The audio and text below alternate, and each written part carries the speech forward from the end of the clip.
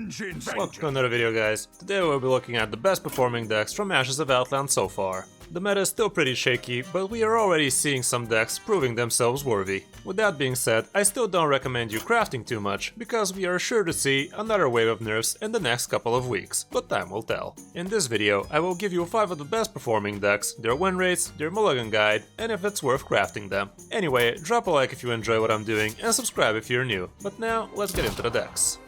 The first deck on the list obviously has to be Demon Hunter. Vengeance! Vengeance! I will have my vengeance! Vengeance! Vengeance shall be ours! Vengeance! Vengeance! Vengeance! It was pretty obvious that this class was gonna be busted before even the new expansion came, and it really is. On so many levels. We have so many great archetypes and versions of Demon Hunter that are performing really well, and even after the nerfs, that fact remains the same. Right now, if you wanna climb, you either build Demon Hunter or build against it. Anything else in between is pretty much destined to fail, at least for now. Last night I did have 8 Demon Hunter matchups in a row, from 500 to 200 something legend, so I think it's pretty safe to say we will be seeing another wave of nerfs to Demon Hunter. Right now I'm having the most success with this aggro tempo Demon Hunter that a top 50 legend friend of mine, qsA+yvA, shared with me. I will probably be playing more of this tonight on stream, so drop by and check out how we're doing. You can also find deck codes for other classes and decks on the stream. I do try to update them regularly, so check them out.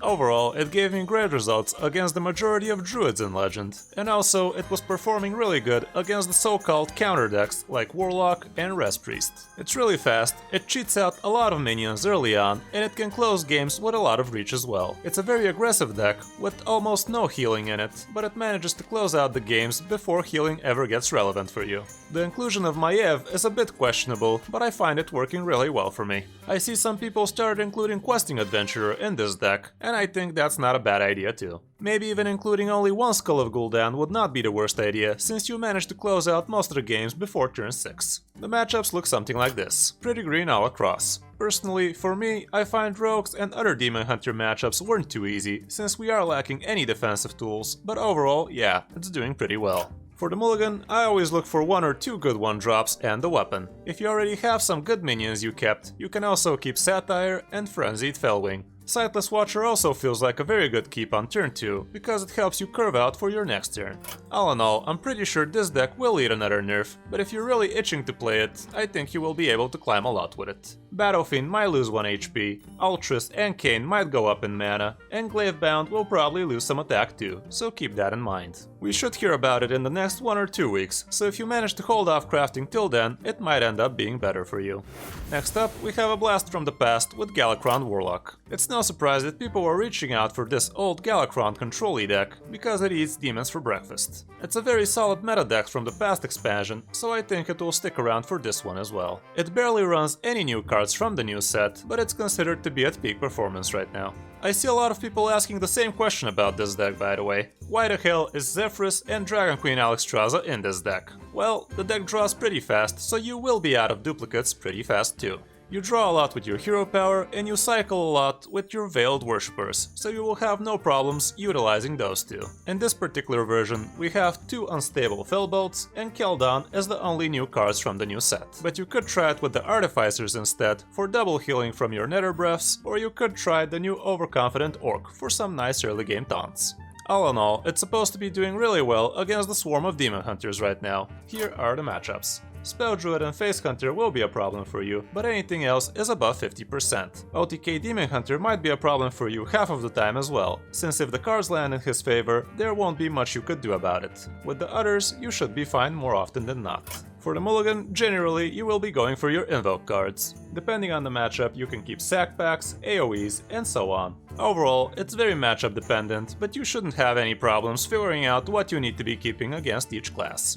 Should you be crafting this deck? Well, it's running a lot of good core Galakrond cards, but it's an old deck. I am suspecting that that deck will lead a nerf as well, because it's doing a little too well right now. Sack Pack should definitely get checked, because it's doing way too much for a 0 mana spell. I think they should have looked at it a long time ago, ever since people started killing the opponent Jaraxxus with it. A possible change would be to only be able to sack your own demons, because you're not really sacrificing the opponent demons, you're straight up murdering them. Nether Breath might also get touched, because it's doing a little bit too much for a 2 mana spell. By the way, this is a perfect example of why you shouldn't be crafting decks right now. Most of the time when I say don't craft because they're gonna nerf it, people are like, so what, we're gonna get our dust back. Well, enjoy your 200 dust, because one of those is rare and the other one is basic, so there's that. All in all, the deck is doing great in the early new meta, but I would say it would be better for you to wait a bit if you're lacking too many of its cards. You also might want to check out the new Zoolock, since it's running a lot of the new cards and it's doing pretty well too, and it's not as expensive. Next up we have Druid. Right now we have Big Druid and Spell Druid as the two main Druid decks that are working good. We're gonna talk about Spell Druid because it's performing quite better than Big Druid. This is a new archetype that we haven't really had before. It runs only 2 minions in it, thus the name Spell Druid. It feels a lot like Token Druid, but not really. You don't really do too much in the early turns, but once Kel'Thas drops on the board, things get pretty ugly pretty fast. It's packed with a lot of cheap spells, combined with a lot of expensive ones you get to cheat out. It has a lot of ramp in it, so dropping Kale as soon as turn 5 is not a rare sight. Fungal Fortunes, Ironbark, Overgrowth, and Glowfly Swarm are all new great cards that enable this new archetype. Some versions do cut out Exotic Mount Seller, but I do feel it serves its purpose as a great way to flood the board with a lot of good free drop beasts. The pool of beasts on free mana is really great right now, with a lot of taunts and rush beasts, so there are not any really bad beasts you can get out of it, except for the hair. It feels bad when you burn it from the fungal, but overall it's doing great. The matchups look something like this. Priests will be a problem, and so will Shamans, but the rest look pretty okay. Like I said, fast Demon Hunters will be a problem most of the time, but other than that, you should be able to take the win most of the time. For the mulligan, you really want your Fungal Fortunes, your Overgrowths, and Kel'Thas. Keeping Glowfly Swarm is also not a bad idea, but try keeping some reactive spells for those fast decks against you. I would say that this deck is probably the best one you can craft if you don't have too much dust right now. It's new, it's fresh, it's cheap, and it's winning. It has only a total of 2 epics in it, and the legendary was free, so it's really good value for you. Sure, it might end up getting nerfed, but in the end of the day, you wouldn't have invested too much dust in it, so there's that. Next up, let's talk about Rogue. All of the best performing rogues right now are variations of a Galakrond Rogue, with Highlander at the top. But let's talk about something with a little bit more new cards in it, Secret Galakrond Rogue. Here we have the standard Galakrond package with the now new Secret Rogue package. We have Secret Keepers instead of the usual cats, Blackjack Stunners instead of the saps, and the Secret package instead of cards like Shadow Step and other tech choices, and so on. I did try to build a similar deck on day 1, but it got demolished by all of the fast Demon Hunters back then. It does lack defensive tools, but you might still want to try it out because it looks really interesting. The matchups are a bit scarce, but they look something like this. Fast Demon Hunter decks are still a problem, and Spell Druids and Mages ain't great either, but the rest are good. The stats for a similar Secret Galakrond Rogue with less secrets looks like this. A lot better against Demon Hunters, but Druids, Zoolock, and Face Hunter will be a problem for you.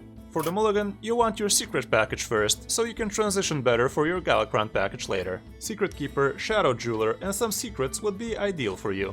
Blackjack Stunner also feels like a pretty good keep, but if you're going second, you might even keep Dogwaggle, Edwin, Miscreant, and even Galakrond if you feel you won't get punished for it. All in all, the deck feels pretty familiar, but with a fresh new twist from Outland. If you played Galakrond Rogue in the last expansion, it shouldn't be too hard for you to build a working version of it now, with not too much crafting, as long as you've opened Hanar. I wouldn't recommend you crafting it if you don't own the Galakrond Rogue package, but if you do, you might want to check it out.